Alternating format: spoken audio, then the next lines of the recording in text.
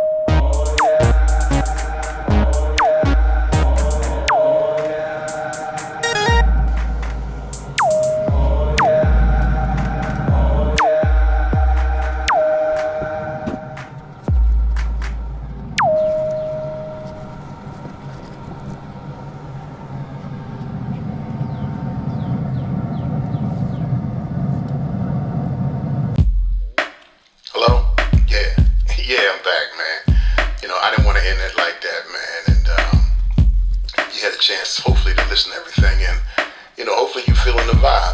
For me it's always about encouragement. It's always about lifting people up, man. I don't try to do no negative stuff.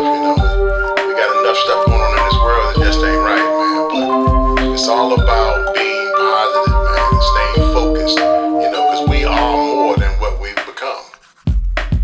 Alright, so before we get out of here, man, I got a couple of bonus. All right, so we are back. Right now, we are in the midst of let's see, I put the brisket on last night at 8 o'clock. It is now noon. So yeah, we already, 12, 16 hours. It ain't ready yet. It ain't even hit 170 yet. We're doing it nice, low and slow. So it's at 225. And I'm trying to get the Traeger the way I want it to work, So this time I actually put a liquid pan, and y'all should have seen that too by now. A liquid pan up under it in order to get some steam also inside the Traeger. Because some of the problems I was having with the brisket from the Traeger was that the flats was just not as tender as I like them to be. So I'm trying to keep the moisture. You got to cook, especially when you're doing a whole brisket. So the cap is involved. So you got to, that's the fatty part. You got to have that nice and moist. And I want to make sure I can keep the flat moist. So I'm trying different things. I can easily go back to my propane. I know exactly how the propane works and how it does it, because there is a liquid pan up under everything. And so part of that steam also helps cook and breaks down those fats and stuff. So anyway, but so what I want to talk about today is obstacles. It's a lesson, right? And everything you do, sometimes when it's something that you want to do, you assume there's going to be obstacles already in it. And if you don't, I don't know why, because things are not going to work out the way you want them to work out, hardly ever. So you got to build in possible obstacles that may occur. But if it's something that you want to go to and the obstacles occur, then handle the obstacles because it's something that you wanted to do. Now, if it's outside of your will or outside of your power and it just happens to pop up, then there's still obstacles that you have to deal with. Case in point, looking at this draft, Shedeur Sanders was not selected in the first round with teams who definitely needed a quarterback. So you got to realize there's some other issues going on in there. Obviously, Sanders' name, it's the swag that he carried himself with, whatever it may be. People can use whatever they want to stop you from trying to achieve your goals, but you can't let anything stop you. It's not about, where you go in the draft. It's about what you do once you get in there. We know he's going to be picked up, because you can't leave that kind of talent out of the game. But at the same time, he has no idea. So for a young person, that could be kind of, hard. But being a son of Dion, he should be used to that kind of stuff. Adversity was always coming his way. And he just got to learn how to adapt. You got to overcome those obstacles. If it's something that you want to do, sometimes you got to sit there and just let the chips fall where they fall. And then once you get into position, do what you got to do. Same thing for me. I was in a fishing tournament a week ago. It was a place I'd never been to, Obstacle. It's a place that, I had been there once, a long time ago, but I didn't know what I was doing when I went there. So I consider myself not ever being there, not really fishing it, not knowing what I know now. So when I got out there, I didn't have no practice. I didn't know much about it. I had to just fish what I know. I had to do what I had to do.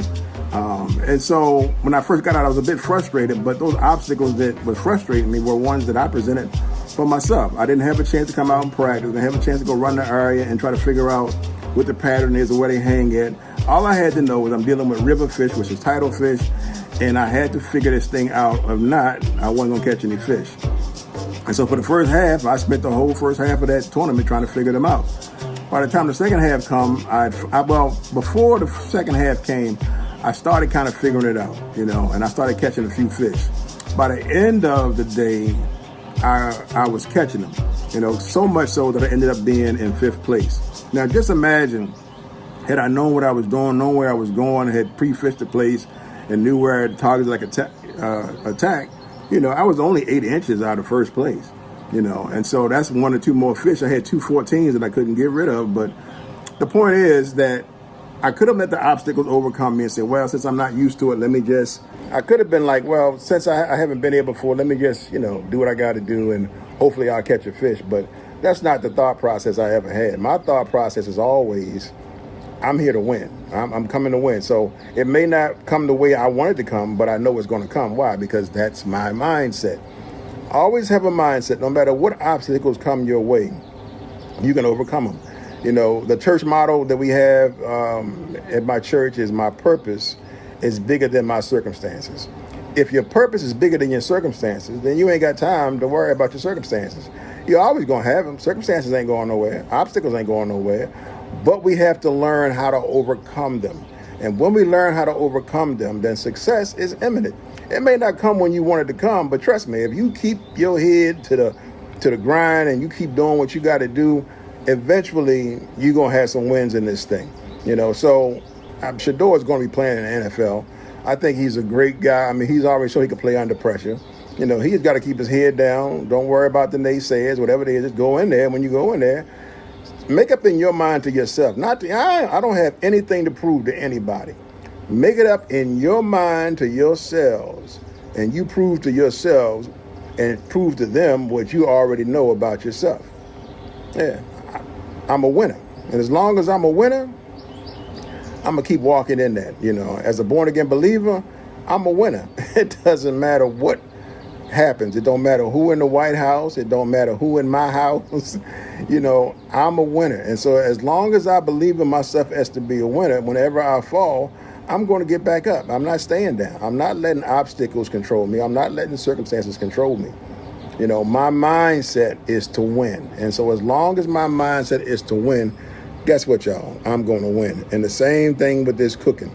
You may not have no idea how to cook. Just get in there and start cooking. Have a mindset to cook. You're going to burn some things. You're going to mess up. Heck, I still mess up stuff because I be experimenting on different things or trying stuff. If you ain't trying, if you ain't experimenting, if you ain't messing up, if you ain't getting caught in rocks when you fishing, you ain't in the right spot. You got to go through some adversity in order to appreciate your success. Amen. So that's my lesson for today. Don't let obstacles keep you from achieving what you already know you should be able to achieve. Amen. God bless. Let's get back to this smoke. I got one more obstacle that I want to throw before you. The brisket. Now, the reason why it's been 16 hours is because I want you to know that the brisket has an obstacle that it has to overcome in order for it to get to perfection. And it's called the stall. What happens when the brisket stall is it gets to a point where it's not cooking anymore and it sits there for, it could be 2 or 3 hours of a stall time. And if you don't know what you're doing, you be like, I don't know what's wrong with my stuff. But the brisket knows what it's doing. It says, look, in order for me to get to where you want me to go, I need to go through this process before the cooking process starts again. So just understand, even the brisket has an obstacle which it has to hurdle. And if you want to get that good out of that brisket, let it go through its stall. Don't rush it. And when it's ready, by the time you put that thing in your mouth, you will know that stall was well worth it.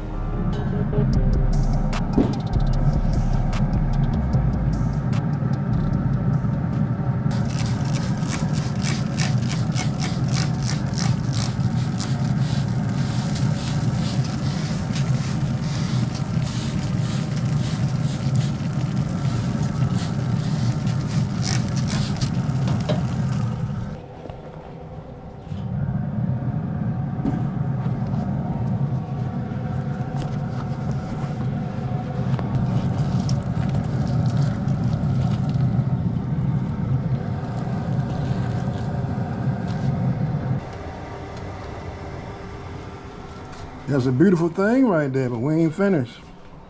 We're gonna make some burnt ends, and then we're gonna wrap the rest.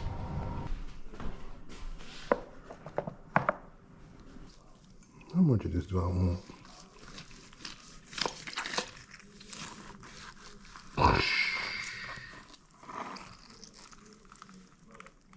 Look at all that beautiful juice, man. Y'all see that? Look at that. That's all right. We're gonna burn in this side and put this one back on.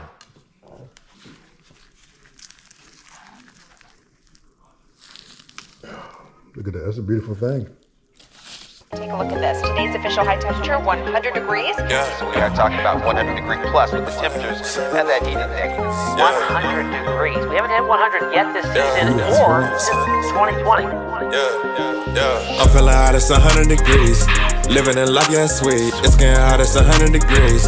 Got the water major key, we too late, it's 100 degrees. Yeah, 100 degrees. I'm feeling hot, it's 100 degrees. Yeah, 100 degrees. Packing and moving. I get to work and I'm moving, yeah. Stacking and shooting. I feel like Curry when I'm shooting, yeah. I get them grooving. They feel the beat and get the grooving, yeah. I'm spinning hot, straight to the top. I told you I'm never gonna stop. Where is you going? Where is you going? All right, put this back on. We're gonna put this aluminum wrap and some apple juice and some tallow and let it do what it do. All right, I'll be back. Told you my favorite juice, honey crisp.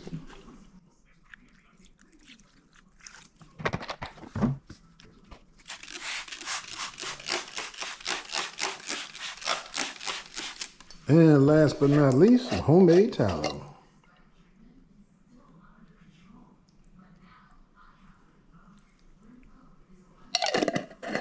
A little bit of brown sugar.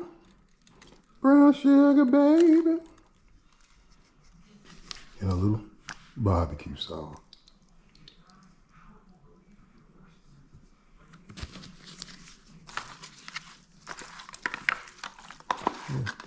Let's get it all mixed up in there. I'm gonna cover it up and let it get to 205. Which means they should melt in your mouth like butter.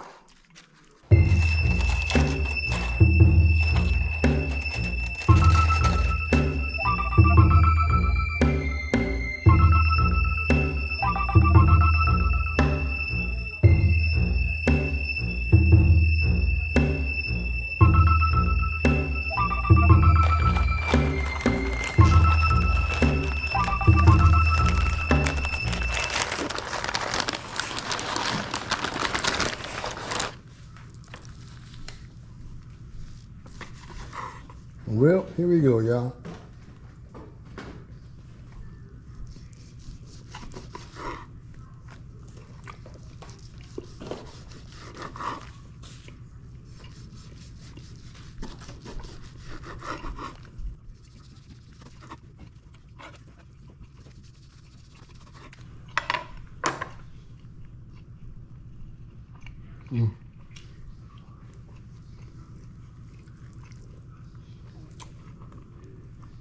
falls apart.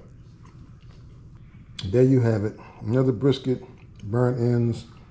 I hate when I gotta reheat stuff, but this cook took 26 hours, man. And by the time it got ready, I was going to bed. So there you have it. I'm still trying to get used to this crate, this Traeger. You know, but yeah, better get us some brisket and call it a day. All right, y'all. Welcome back. We have finished the cook. It's the next day. I wasn't able to cut it after I let it rest, and so I had to warm it back up. But this brisket, once again, there it is. Nice, tender, good seasoning, and yeah, man. Now the taste is everything, right? I already had the burnt ends. Burnt ends is banging. Burnt ends are always banging.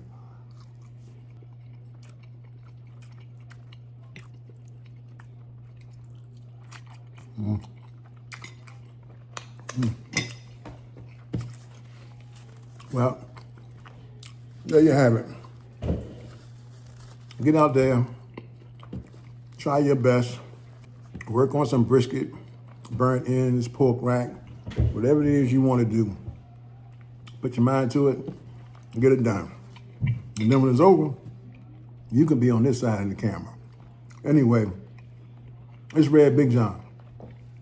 Always remember to keep the Lord centered in your life and keep your grills lit. God bless. I'll see you next time on the Q. All right. And me, I like a little bit of hot sauce now.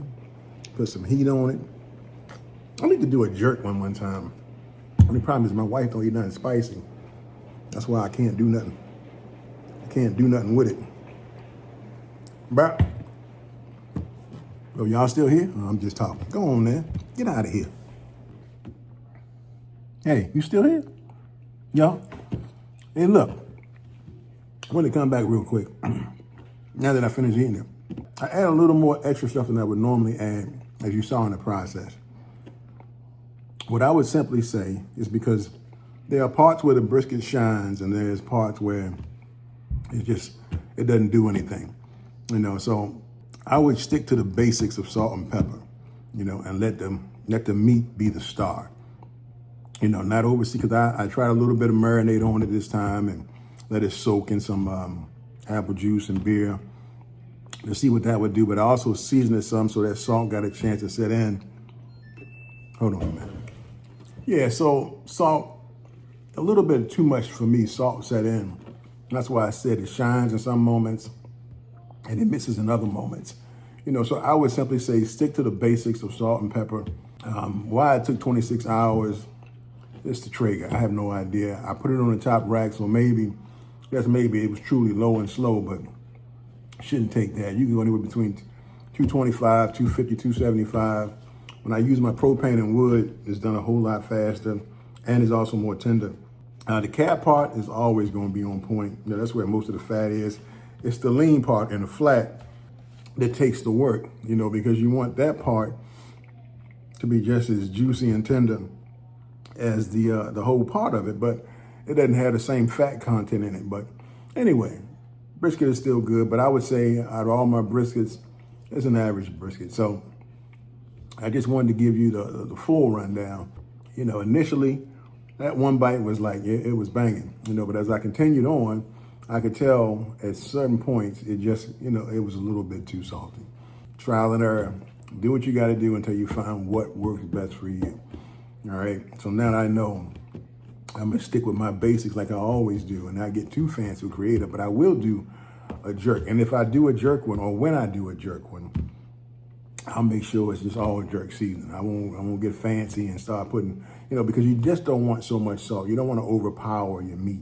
You want a perfect blend, you know, and that's some of the problems you have when you go to some of the restaurants. Sometimes, you know, the meat is smoked right, but then it's too salty, you know, or it's not smoked well enough and there's no flavor, there's no season, there's no flavor profile. But salt and pepper is the basic essentials of smoking a brisket. So if you do that, it should come out well. All right? Just thought I'd come back real quick and let y'all know. Keep queuing.